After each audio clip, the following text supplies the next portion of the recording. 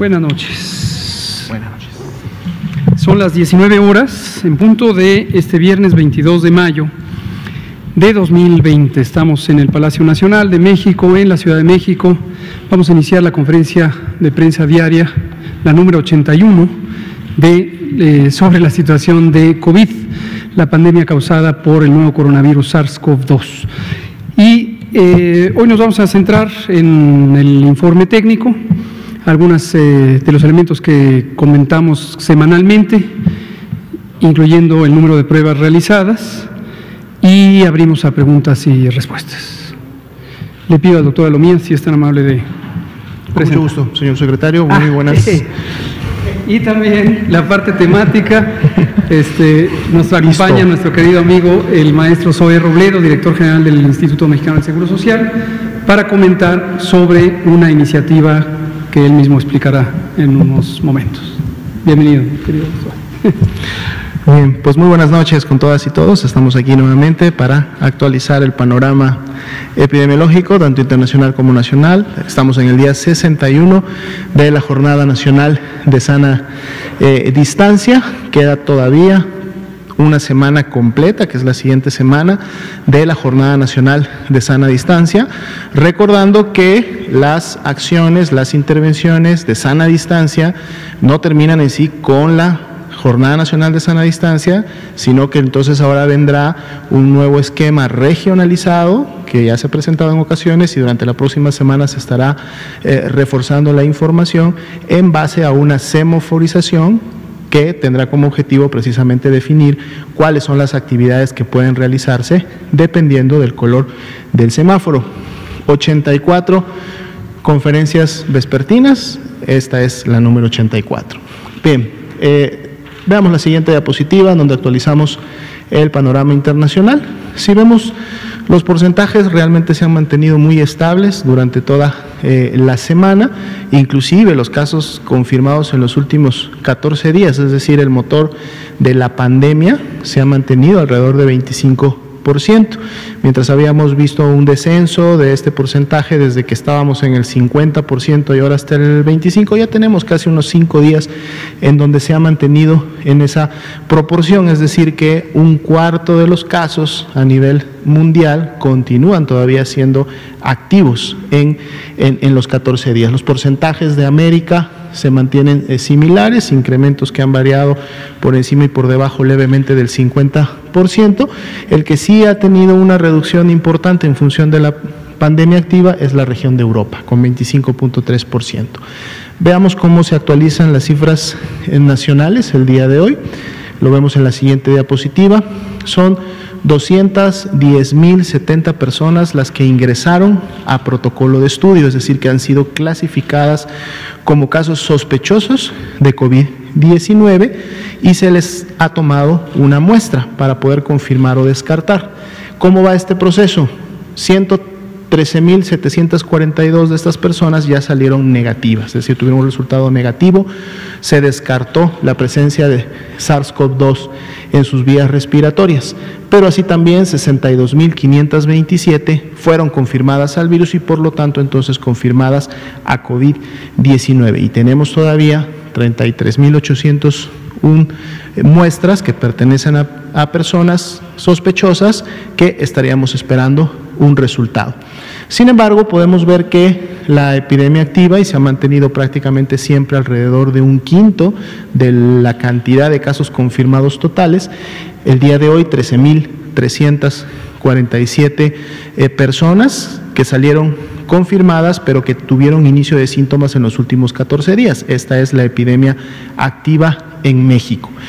Así también, lamentablemente, producto de las complicaciones y de una evolución tórpida de la enfermedad, lamentablemente 6.989 personas han perdido la vida a causa de COVID-19 hasta el momento.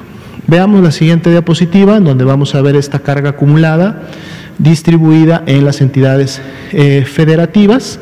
Más de la mitad de las entidades federativas ya superaron los 1,000 casos acumulados. Esto es lo que se ha acumulado desde el inicio de la epidemia en México.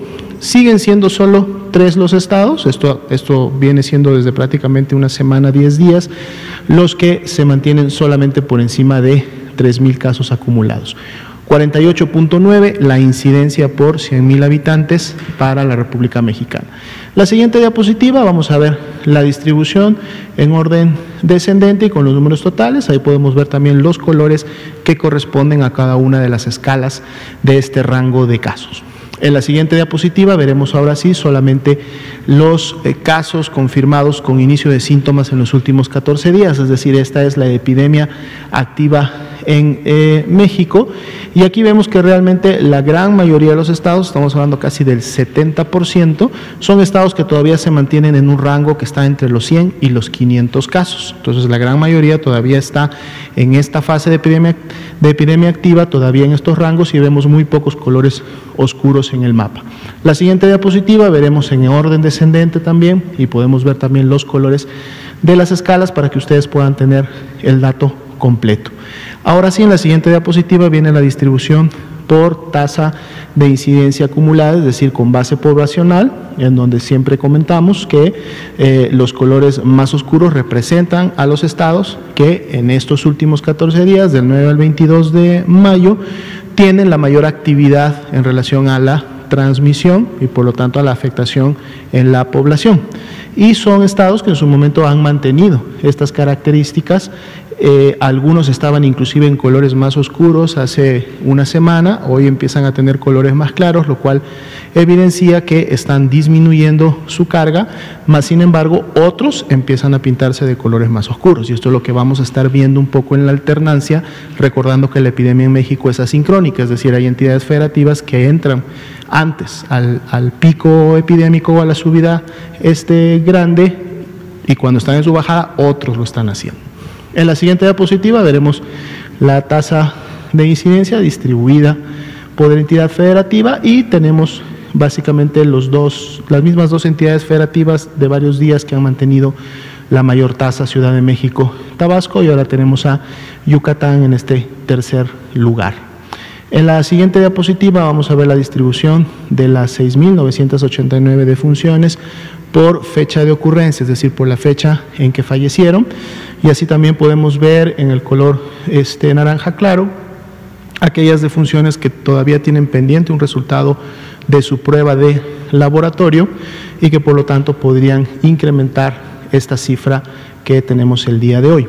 En la siguiente diapositiva vemos las defunciones, nuestra gráfica de distribución por entidad federativa. Esta es carga de defunciones, carga acumulada, son todas las que han ocurrido desde que inició la pandemia, y los que tienen en la parte superior de la barra nuevamente un componente naranja claro, son aquellas que van a de seguro incrementar todavía este número en los siguientes días una vez que tengamos este resultado de laboratorio. En la siguiente veremos la curva epidémica. Prácticamente el comportamiento se ha mantenido, no vemos una tendencia descendente, recordando que esta es una curva que integra todos los casos a nivel nacional, es decir, en esta curva están tanto los estados que están teniendo incremento en los últimos días, como los estados que ya han tenido un decremento importante, pero dado que más estados, y lo veremos sobre todo muy probablemente en el mes de junio, continúan iniciando sus curvas epidémicas de esta manera sincrónica, pues la curva se mantiene viva, ¿no? La curva epidémica. En la siguiente diapositiva veremos ahora sí los casos confirmados acumulados. El incremento para el día de hoy, es decir, en las últimas 24 horas, fue de un 5%, pero dado que la carga acumulada del día anterior sigue creciendo, pues ahora este 5% representó 2,960 nuevos casos confirmados, y en las barras de color naranja en la parte inferior podemos ver cómo esa tendencia de carga de casos en 24 horas confirmados se ha mantenido en estos niveles, por lo menos los más altos que hemos visto desde que estamos dándole seguimiento a la epidemia. Pasemos ahora a ver la disponibilidad de ocupación hospitalaria. 96% la tasa de notificación de los hospitales, 716 de 746 que pudieron reportar. Esto es una buena tasa porque nos da entonces mucha información para decir que la ocupación de camas irá general, es decir, para pacientes que presentan sí signos de alarma, pero todavía no están en un estado crítico, al corte de ayer fue del 39%, o sea, 9.157 camas generales ocupadas de un total de 23.497. Todavía están disponibles 14.340 camas distribuidas a nivel nacional. Para ver exactamente cómo está esta distribución, veamos la siguiente diapositiva, y ese 39% que no varió al día de ayer, se mantiene similar al día de ayer, pues vemos como si son los estados como Ciudad de México, Guerrero, Estado de México, Baja California, Sinaloa, Hidalgo, Veracruz, Puebla y Tabasco, los que tienen 40% o más de ocupación de sus camas generales. La Ciudad de México, que es la que se ha mantenido siempre con la mayor ocupación, ha mantenido una ocupación, digamos, estable para este porcentaje, similar a la del día de ayer. Si vemos la siguiente diapositiva, vamos a ver ahora sí las camas para pacientes críticos, es decir, aquellas camas que tienen disponibilidad de ventiladores. Igual, 35% se ha mantenido esta proporción de ocupación a nivel nacional, y tenemos ahora al Estado de México con la mayor ocupación, 64, seguido por la Ciudad de México con 62. Recordando que estos porcentajes felizmente pueden disminuir precisamente en función, por un lado, cómo se van dando de alta los pacientes, pero también muy importante cómo los hospitales pueden tener más disponibilidad de camas a través de la reconversión, camas que están destinadas a otro tipo de padecimientos, en otro tipo de salas, se reconvierten, se les da todo el equipamiento que requieren, más el equipo médico correspondiente, y entonces se convierten en camas para pacientes críticos, y entonces se puede siempre mantener una disponibilidad en esta ocupación. Lógicamente esto también luego baja la unidad, es decir, así como estamos viendo 35 nacional, pero dependiendo del estado, hay estados que pueden tener 5% y estados que pueden tener 64%, cuando bajamos a la unidad dentro de una ciudad, pues hay unidades que pueden estar sí casi al borde o al tope de la saturación, pero hay otras que no, y entonces aquí es muy importante que entre el trabajo de los CRUMS, que precisamente están monitoreando esta ocupación y derivando pacientes para que siempre puedan encontrar una cama. Finalmente, el día de hoy, que es viernes, y empezamos el viernes de la semana pasada, comentamos que vamos a tener actualizados los datos del diagnóstico por laboratorio. Entonces, si nos comparten la siguiente diapositiva, volvemos a ver nuestra curva de muestras realizadas o muestras que han sido procesadas. Vemos cómo este incremento en el no solo muestreo, sino en el procesamiento de las muestras se mantiene, y en la medida también, si recordamos nuestra curva epidémica, prácticamente es la misma tendencia, y va a seguir esa misma tendencia porque en México la vigilancia epidemiológica pues toma una muestra a los casos sospechosos. Entonces, cuando una persona es clasificada como tal, ¿sí?, entra a este proceso, por eso las curvas son muy similares. 176.269 las pruebas que han sido ya procesadas, y por lo tanto tenemos un resultado como tal. De estas, 100.503 se han realizado en la Red Nacional de Laboratorios Estatales, 31 laboratorios estatales en toda la República, y además 70.213 se han realizado en los laboratorios de apoyo a la vigilancia epidemiológica, que están localizados en ciudades grandes y además en hospitales de concentración. ¿Recuerdan? La semana pasada decíamos que teníamos un poco más de 100.000 pruebas disponibles. Bueno, el día de hoy tenemos 413.452 pruebas disponibles, y esto es porque precisamente llegaron las 300.000 pruebas que se compraron hace, pues ya a esta fecha, hace 20 días. Entonces, todo este total de pruebas está ahora disponible para que pueda ser precisamente utilizada en toda la red de laboratorios y en toda la red de LABES. La coordinación es directa con el INDRE, en donde cada laboratorio estatal mantiene una comunicación permanente, y en la medida que va disminuyendo su stock de pruebas, solicita más, y el INDRE, dependiendo de la cantidad procesada, del porcentaje de positividad, de cómo van los casos sospechosos, envía paquetes de 400, 600 o 1,000 pruebas para que los laboratorios siempre tengan insumos y estén trabajando. Si vemos la siguiente diapositiva, vamos a ver cómo se ha comportado el porcentaje de positividad precisamente de estos resultados que se han obtenido.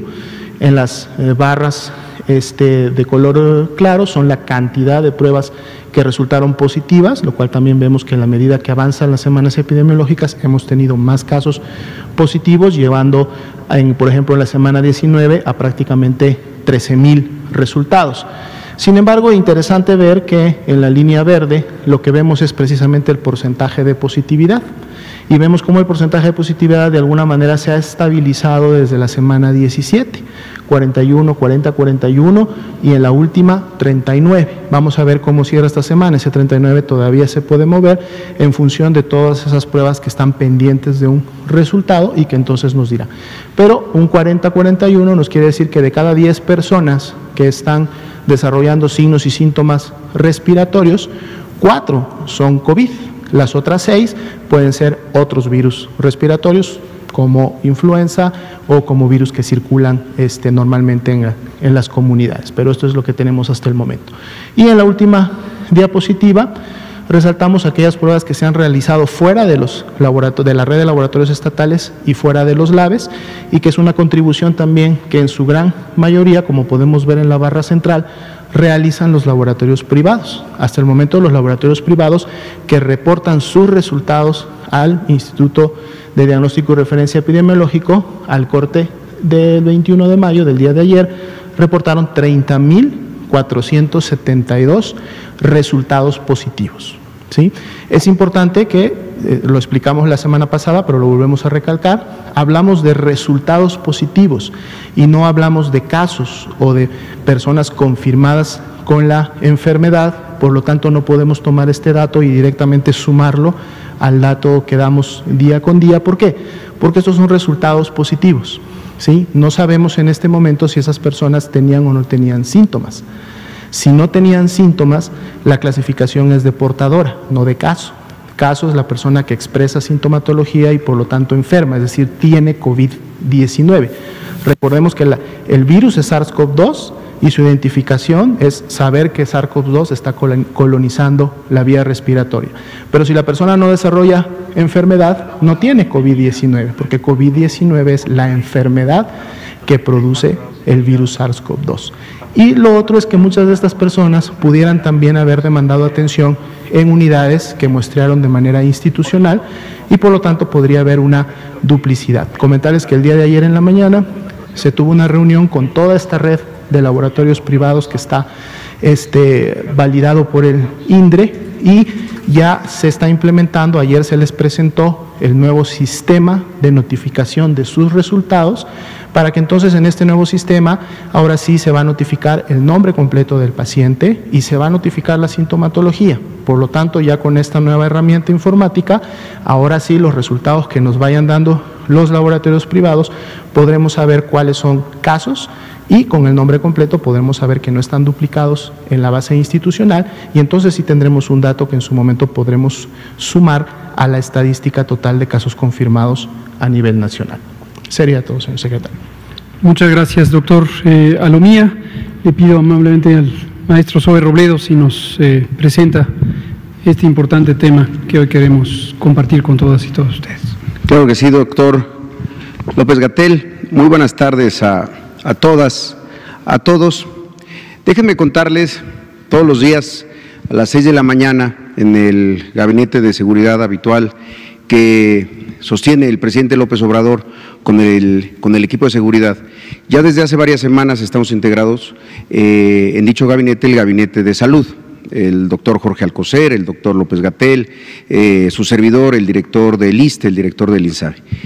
Pero adicionalmente a eso hay reuniones 3 veces por semana en la noche, donde vamos viendo la evolución no solamente de la epidemia, sino también las acciones que se están llevando a cabo en todo el país, incidencias y demás. Es un seguimiento muy puntual que ha llevado el presidente López Obrador. Les cuento todo esto porque el día de ayer, reunidos aquí en Palacio Nacional, surgió esta instrucción del presidente, que había que hacer este reconocimiento a los médicos, médicas, enfermeras, enfermeros, todos aquellos que han formado parte de los equipos COVID, es decir, son los especialistas líderes de los equipos, los médicos de apoyo, que son de otras especialidades o son médicos generales, familiares y no familiares, como les decimos en el IMSS, enfermeras especialistas, enfermeras auxiliares, enfermeras generales, que también están en estos equipos de apoyo. ¿Por qué ellos? Un hospital es una comunidad enorme, pero ellos son los que han llevado las cargas más pesadas, son quienes están directamente con los pacientes que tienen COVID, son los que tienen jornadas largas, son quienes vemos con sus rostros marcados y con una marca de orgullo como ellos la presentan después de estar tanto tiempo utilizando equipos de protección personal. Es para ellos quienes se pensó y se ha diseñado junto con el resto del equipo de salud esta condecoración, esta iniciativa. ¿Podemos pasar la siguiente? Ahí está. Se trata de la condecoración Miguel Hidalgo y Costilla. Esa condecoración ya existe. Está en la Ley de Estímulos, Premios y Recompensas Civiles. Es el artículo 34, a partir de 1978, que se incorporó a otras condecoraciones que entrega el Estado mexicano. Se trata de una condecoración que tiene diferentes grados, se trata de una condecoración que además establece cuáles son las razones por las cuales se da, y es justamente un premio que premia, a méritos eminentes o distinguidos, conductas o trayectorias vitales y ejemplares y relevantes servicios prestados a la patria. Se ha entregado solamente en 10 ocasiones y, como les decía, en el artículo 34 establece que es la más alta presea que se otorga por parte de los Estados Unidos mexicanos a los connacionales. Así como está el Águila Azteca, la condecoración más importante que entrega el gobierno mexicano a extranjeros, esta es la presea más importante que se entrega a connacionales. Es una cosa interesante, pero se ha entregado pocas veces. ¿Pueden pasar a la siguiente? Se ha entregado pocas veces a gente muy destacada, a 10 nada más. A un doctor, por cierto, al doctor Ignacio Chávez, a Jesús Silva Herzog, a Nicolás Bernal, a 6 constituyentes del 17, pero después, por alguna razón, no se había vuelto a entregar. Quizá una de las razones es que tiene que ser un gran consenso nacional, un acuerdo en donde todos estamos completamente entregados al reconocimiento a un grupo o a una comunidad de personas. La siguiente. Esta condecoración tiene grados. El primero es el de grado de collar, por actos heroicos de difícil repetición, si quien los lleva a cabo ha observado una conducta ejemplar. El siguiente grado es el de cruz, por méritos eminentes, por conducta destacadamente ejemplar. Y tiene otro grado, el de banda. El grado de banda por méritos distinguidos, por conducta cuya ejemplaridad convenga ser la del conocimiento público. Y el último es el de placa, por méritos de relevancia. Así fue como se pensó y se verificó cómo tenía que operar y cuáles serían los siguientes pasos. La siguiente, por favor. Este premio, según la propia ley, está establecido en un consejo que integran varias dependencias, la Secretaría de Gobernación, la Cultura, Educación y 2 representantes, los titulares de las cámaras del Congreso de la Unión, la presidenta, en este caso, de la Cámara de Senadores y la presidenta de la Cámara de Diputados. La siguiente. Lo que estamos planteando es esto. Entregar 58 condecoraciones Miguel Hidalgo, grado collar, que componen una medalla y 100,000 pesos a 58 médicos y enfermeras postulados por pacientes COVID recuperados. Que sean los pacientes COVID recuperados quienes, a partir de una convocatoria que se va a emitir, sea quienes señalen y postulen a estos 58 médicos y enfermeras. Son de manera individual. ¿Por qué 58? Porque fue la edad en la que perdió la vida el padre de la patria, Miguel Hidalgo. El segundo grado, el grado cruz, se entregaría a 500 médicos y enfermeras, pero en este caso postulados por la comunidad de los hospitales en donde trabajan y que sean específicamente hospitales reconvertidos a COVID, los más productivos. Y por productivos nos referimos a los que han tenido el mayor número de pacientes, porque ahí han estado los casos y las jornadas más pesadas, más largas. En este caso sería para 500 médicos un premio de la insignia más 50,000 pesos. Después, la misma condecoración, Miguel Hidalgo en grado banda de 30,000 pesos para 1,000 médicos y enfermeras, integrantes de equipos COVID, pero en este caso postulados por las propias instituciones por sus conductas ejemplares.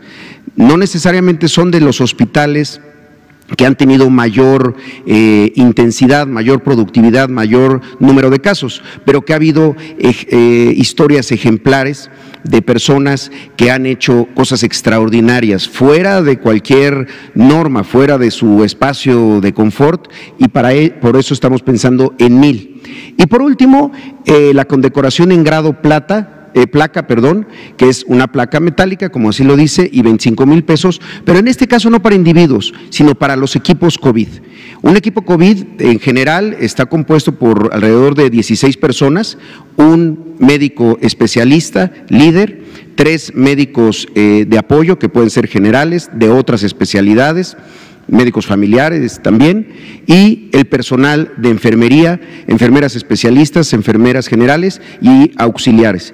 Es un equipo, digo, de aproximadamente 16, estoy hablando de la conformación de un equipo COVID tradicional del Seguro Social. Hay instituciones que tienen un poco más o un poco menos de personal, pero están en alrededor de ese número. Y en este caso es para el equipo y por eso estamos pensando en 7,500 equipos COVID de hospitales que hayan sido reconvertidos. En este caso estamos hablando de todas las instituciones, del Seguro Social y también del ISSSTE, también del ISFAM, la Seguridad Social de las Fuerzas Armadas, y también de Pemex y desde luego del INSABI, todas de personal de salud, de hospitales y de instituciones públicas. La siguiente, por favor. Creo que esa es la última. Quisiera comentarles cuáles son los siguientes pasos. El Gabinete de Salud, encabezado por el doctor Jorge Alcocer, haremos la solicitud a este consejo. Lo haremos a través de la Secretaría de Gobernación, en su calidad de presidente de este consejo, para que entregue esta condecoración. Una vez que ellos hayan recibido esta solicitud, que puede ser a la brevedad, hoy mismo, ellos tendrían que reunirse, dictaminarla, emitir una convocatoria, sobre todo la convocatoria porque queremos que quienes los elijan sean, en el primer caso, los propios pacientes que ya se recuperaron. ¿Quién mejor que ellos para decirnos que alguien hizo algo por ellos de manera ejemplar?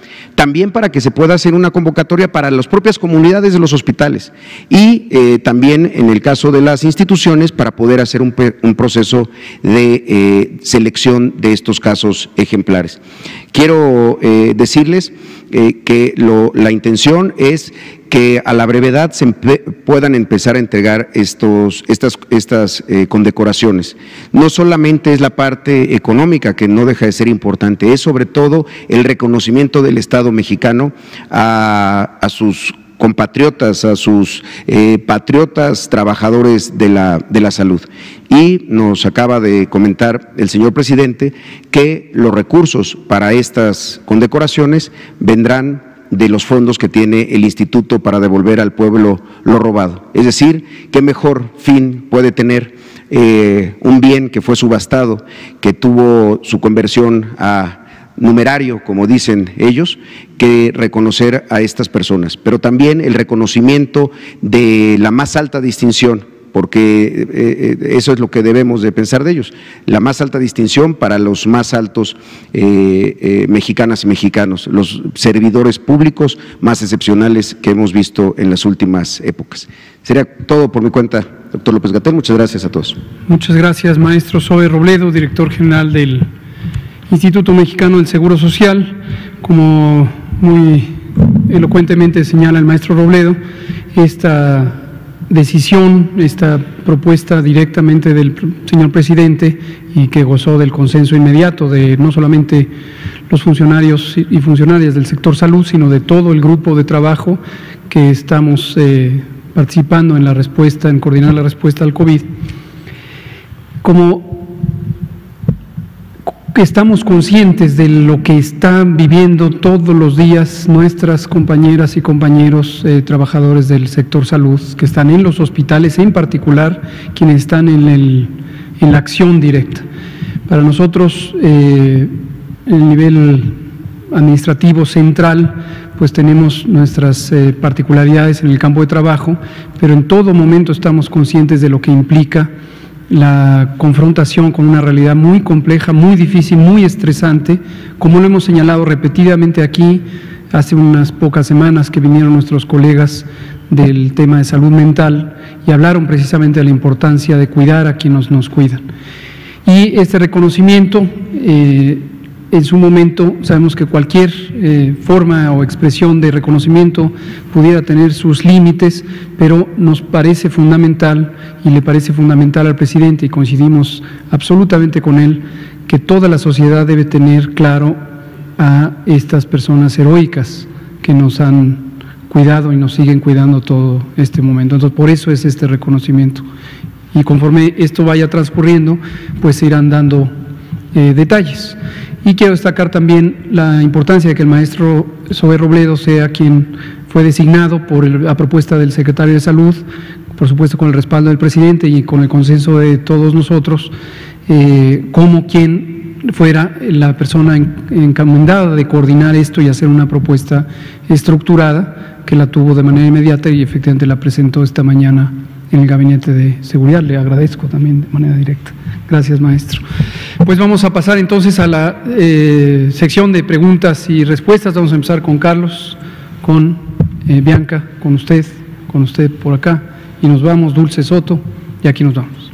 Adelante. ¿Qué tal? Buenas noches para todos. Primera pregunta para el maestro Zoé, si nos puede dar detalles. Ya mencionaba de este reconocimiento merecidísimo para los profesionales de la salud.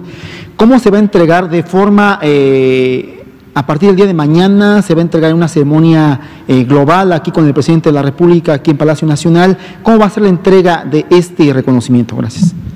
Sí, muchas gracias, Carlos. Todavía tenemos que terminar de definir esos detalles. No sería a partir de mañana.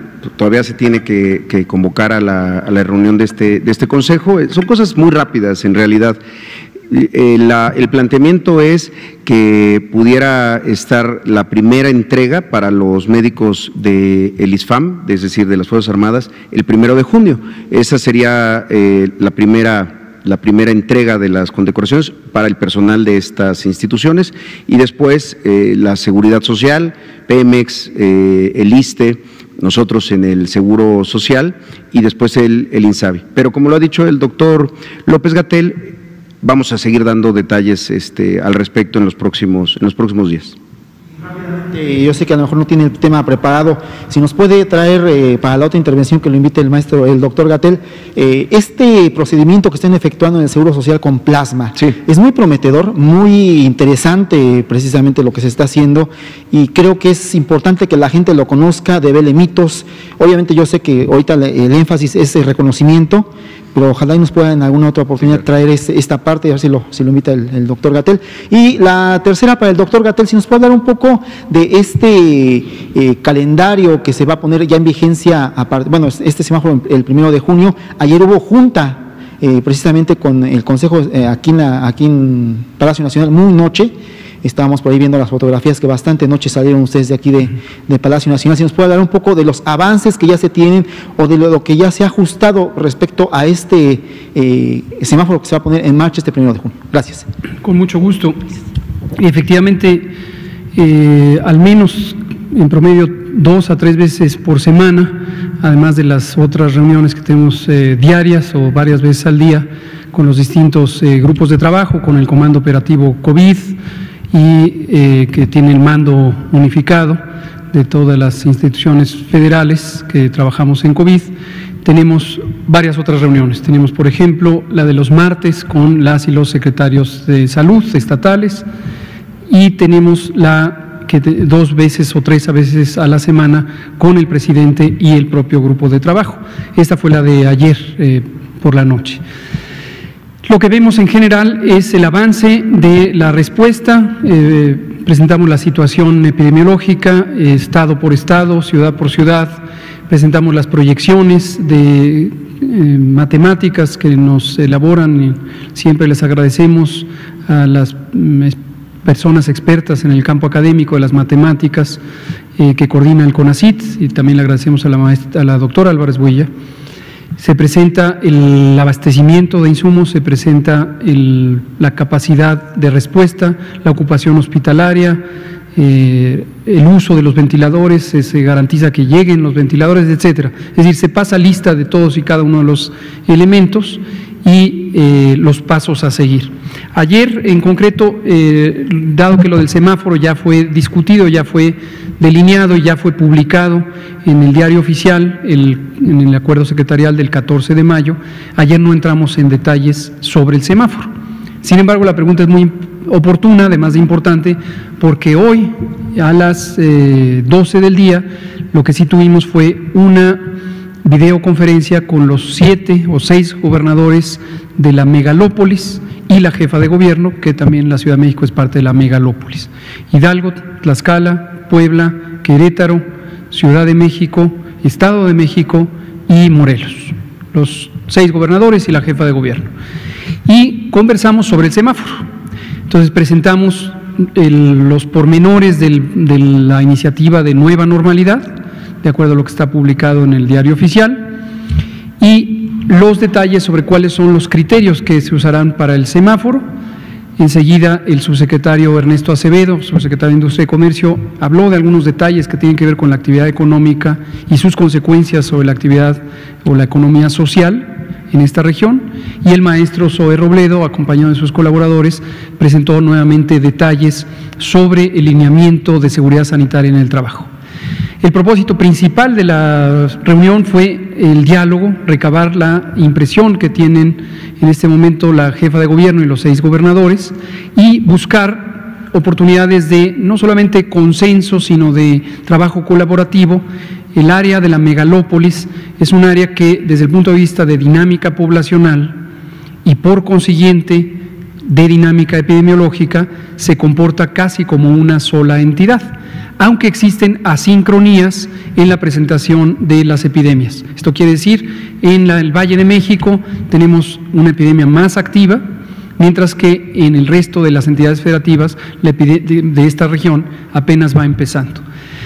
No les voy a dar detalles del semáforo en específico, porque tenemos planeado que precisamente la siguiente semana el tema va a ser semáforo. Y está programada ya una reunión el martes con toda la Conferencia Nacional de Gobernadores, por iniciativa de la propia conferencia, a quien le agradecemos la iniciativa, y vamos a entrar en muchos detalles técnicos que iremos presentando aquí en la sesión. Perfecto, muchas gracias. Bianca, y usted, y allá usted que no había estado, y por allá Dulce Soto. Gracias, buenas noches, Bianca Aguirre de Notimex TV. Doctor, pues obviamente esta semana se vio mucha movilidad en la Ciudad de México. ¿Qué va a pasar, por ejemplo, con la alcaldía de Iztapalapa? Tan solo el miércoles se volvió líder de contagios, llamémosle así. Hubo 2.974 casos confirmados en esa demarcación. ¿Qué se va a realizar, por favor, doctor?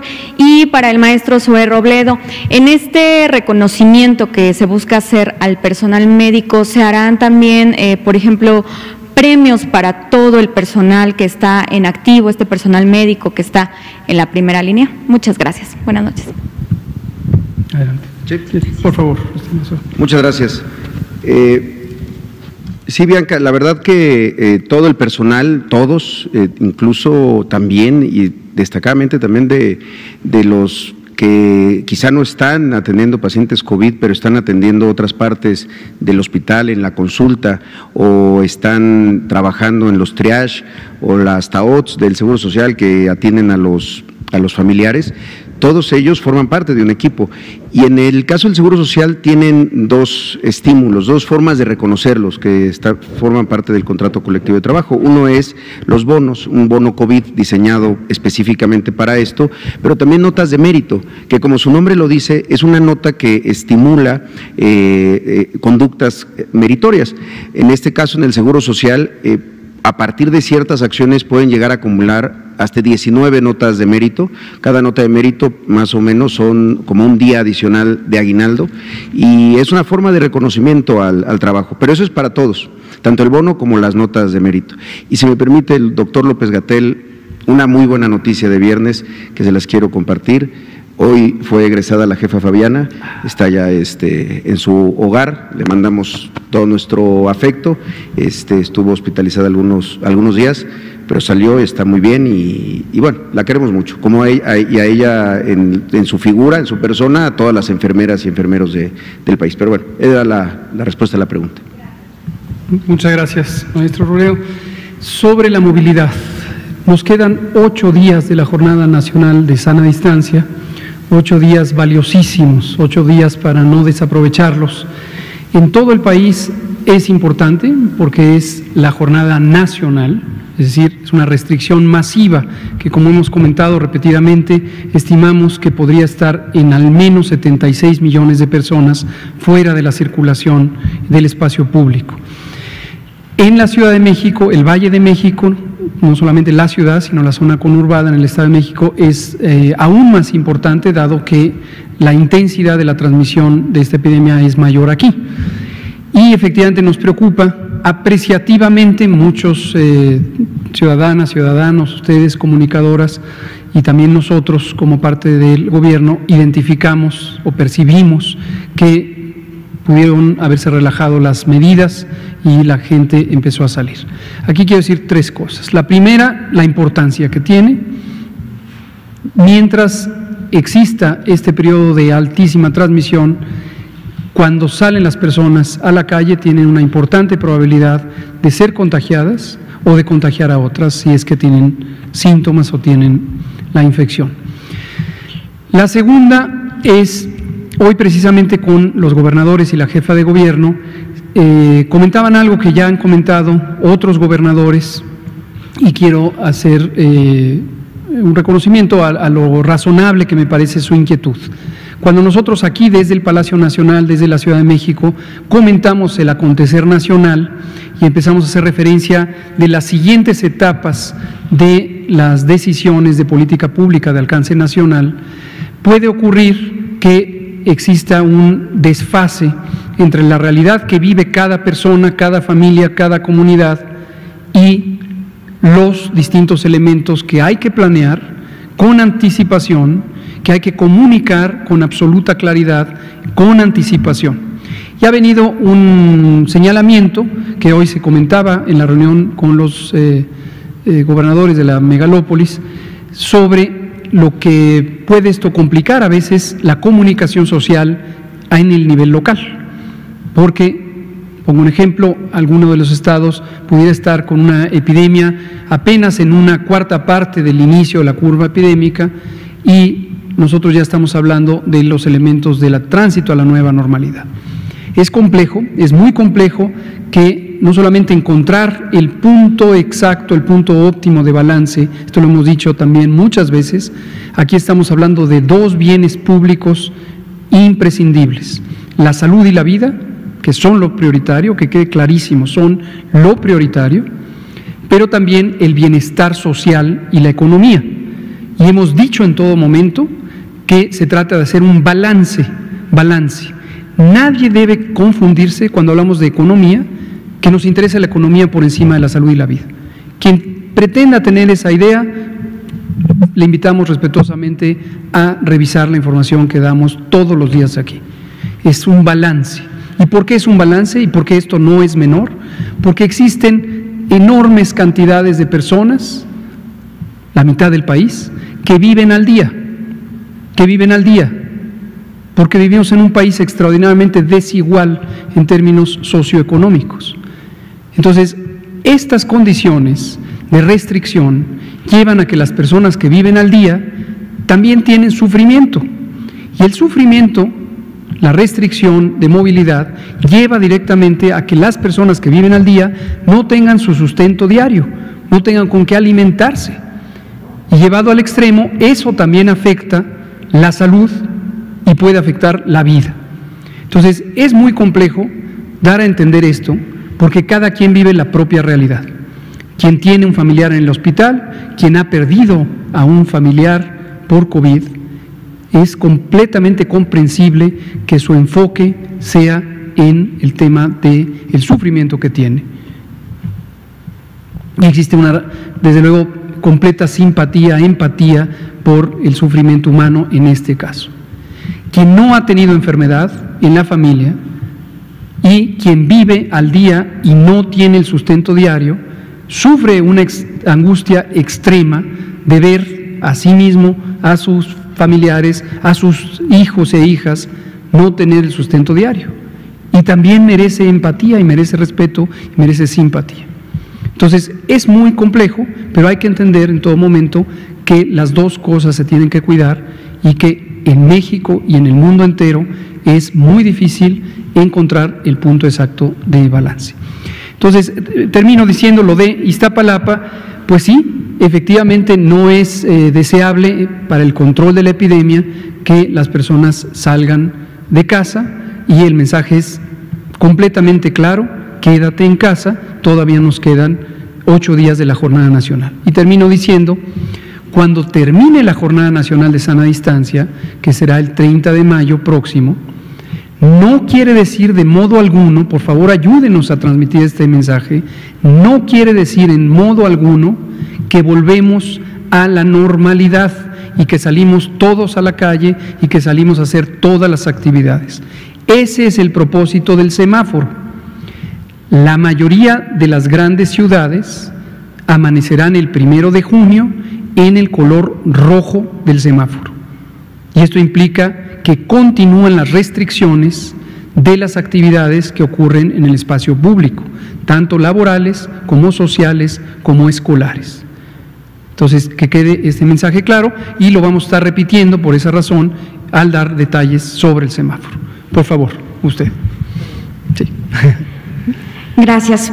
Primero, felicitar al maestro Zoé por este año que tiene a cargo del instituto, de verdad, un trabajo verdaderamente valioso. Pregunta para los dos, porque esta es una pregunta un poquito que se combina técnica. Ver si es posible que pudiera haber una reconsideración de que no se considere enfermedad de trabajo el COVID-19, de acuerdo a los lineamientos que emitió el Seguro Social, no para las personas o los trabajadores que están en la primera línea de batalla, ¿no?, sino para los que tienen un riesgo medio y un riesgo bajo, refiriéndonos básicamente pues a los empleados de las peluquerías, de las carnicerías, de las tiendas, todo micro y pequeño empresario, justamente porque estamos hablando de que no hay, es una enfermedad que no tiene vacuna, es una enfermedad que no está en manos del patrón poder decir no voy a implementar o voy a hacer algo para poderlo evitar. Estamos en una etapa de pandemia y el maestro Zoé Robledo sabe que esto incrementaría la prima de riesgo de trabajo para los patrones del próximo ejercicio, ¿no? Entonces, para estos trabajadores que no tienen esta parte de estar en primer nivel, en hospitales, etcétera, sí la súplica de hacer una reconsideración, porque sí sería una afectación muy grande para los pequeños y microempresarios, que además de todo esto, que han sido solidarios y demás, pues se vaya a incrementar la prima de riesgo de trabajo para el próximo año. Gracias. Sí. Muchas gracias por su felicitación.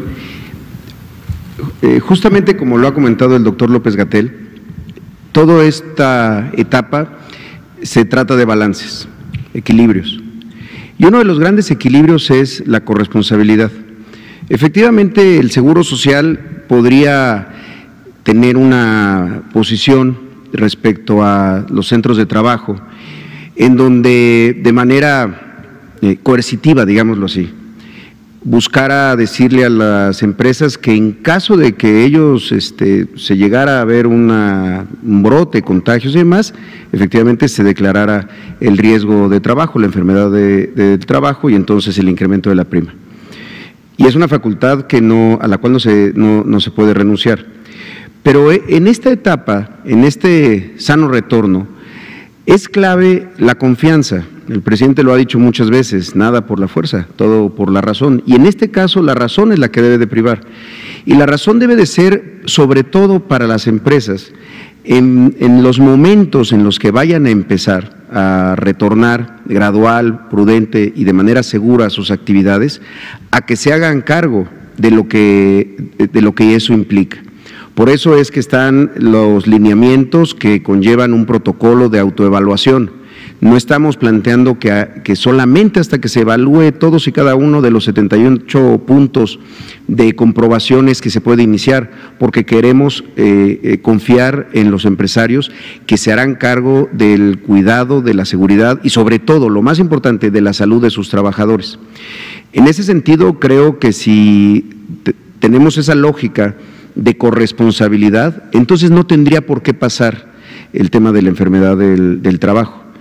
Pero tiene que ser así, tiene que ser a partir de que una empresa, por ejemplo, ahora de estas neoesenciales o de las que van a ser esenciales a partir del 1 de junio, nos ha declarado que ha cumplido con todos los puntos que se les está pidiendo iniciara, entonces lo está haciendo bajo protesta, de decir verdad.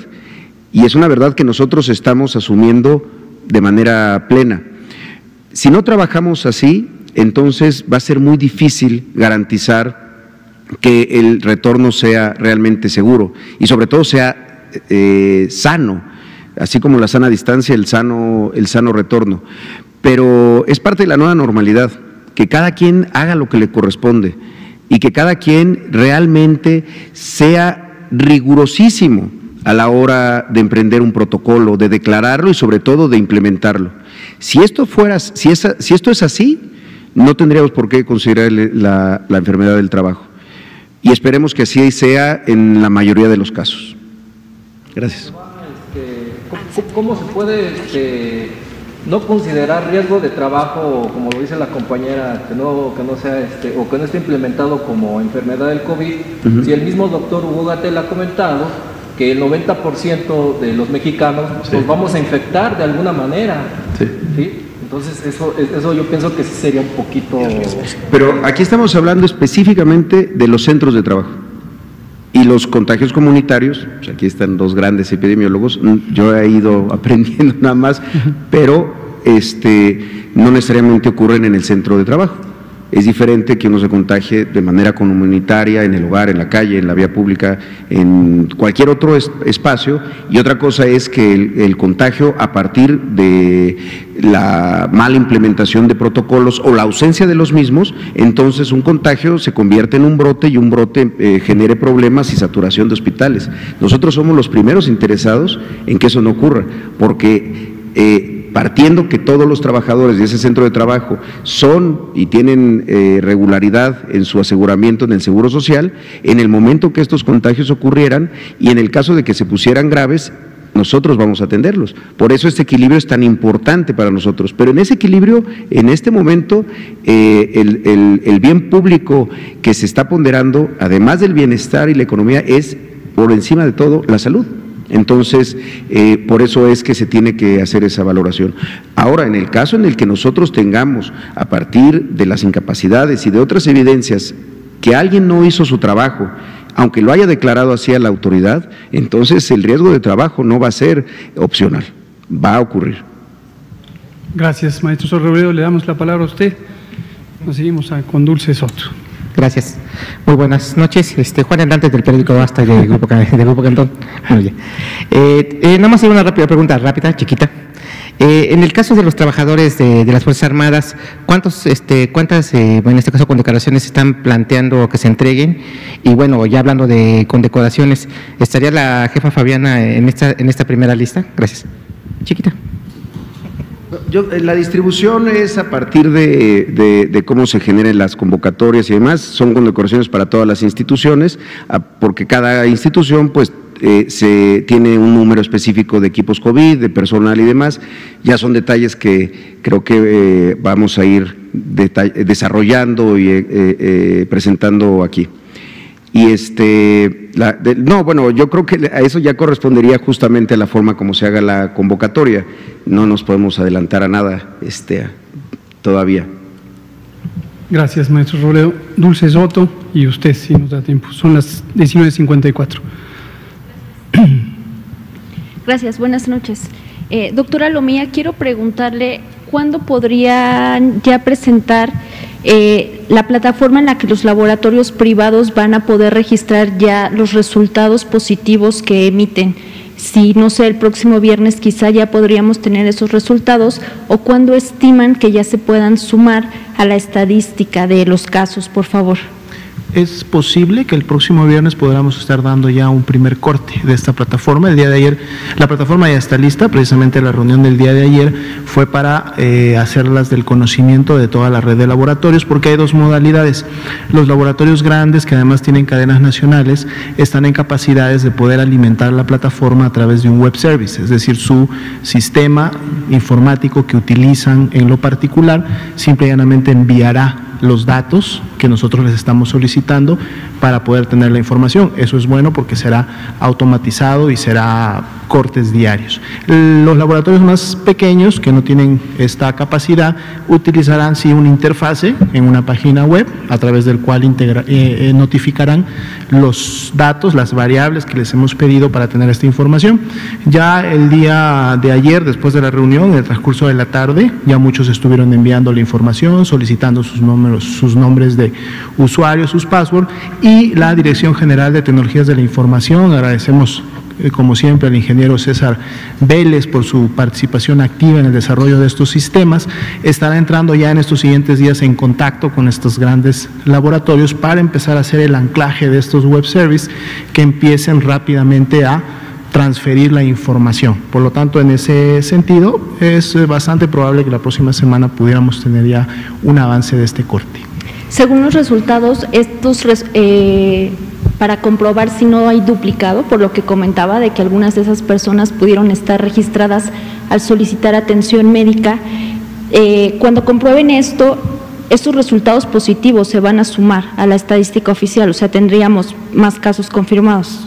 Es correcto, teniendo el dato ya fehacientemente registrado, además en un sistema oficial, que sería el de la plataforma, que por cierto es un componente de todo el sistema de plataformas que en su momento está registrando los casos. Entonces, uno es un registro oficial que tiene trazabilidad, por lo tanto uno puede tener la evidencia completa para poder notificar o registrar este caso, y efectivamente, dado que ahora sí en el registro vamos a tener el nombre completo de la persona, podemos hacer un match entre la base de datos de laboratorios privados y la base de datos del CISBER, que es la base de datos institucional.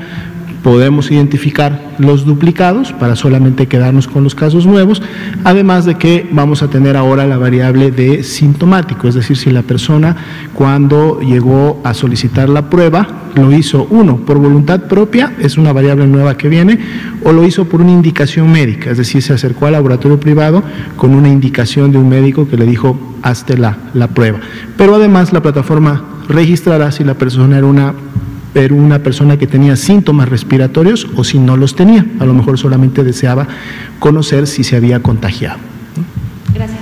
Y, doctor Gatell, ante el interés público que se sigue generando por conocer cómo se están haciendo las estimaciones para proyectar el comportamiento de la epidemia, quiero preguntarle si podría explicar aquí con mayor detalle cómo funciona el modelo matemático elaborado por CONACYT, justamente para realizar estas estimaciones, por favor, y cuándo lo podría presentar.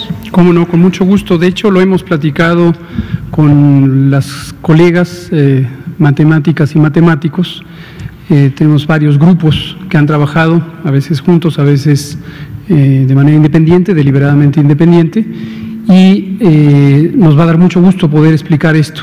Estamos viendo si incluso pudieran acompañarnos o quisieran acompañarnos algunos de ellos, o no, pero yo creo que en el curso de la siguiente semana lo vamos a poder presentar, sin problema. A ver si, por favor. Si me permiten que les comparta un video que les mandamos a Jesús de un momento muy emotivo que ocurrió hace unos minutos. Perdónenme los compañeros. Por favor. Ustedes mañana le preguntan. Sí. Les damos la bienvenida al aeropuerto de Monterrey, calorcito 34 grados centígrados. Estamos llegando antes de nuestra hora propuesta de itinerario, esperamos que les sea muy útil el tiempo. Por ahí nos informaron, nos dijo un pajarito que vienen un grupo de enfermeros, que vinieron a apoyar a la Ciudad de México. Les agradecemos personalmente y a nombre de Volaris les agradecemos pues, que estén apoyando en esta muy noble labor. Yo en lo personal les quiero agradecer muchísimo que estén colaborando por el bienestar de todos y cada uno de los mexicanos.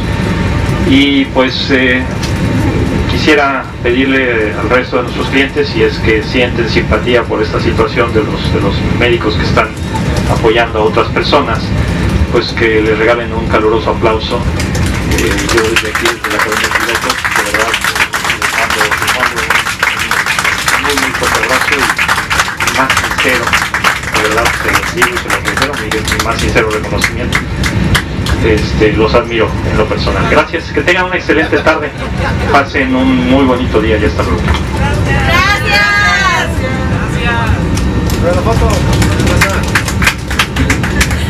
Son nuestros enfermeros de Monterrey que vinieron a ayudarnos, estuvieron trabajando en el autódromo, enfermeras, enfermeros extraordinarios, una jefa, Ana Ornelas, una mujer de verdad que en un episodio muy difícil, traumático, complicado, del que pues ya hay investigaciones en marcha, logró mantener a su equipo tranquilo y a salvo, es lo más importante.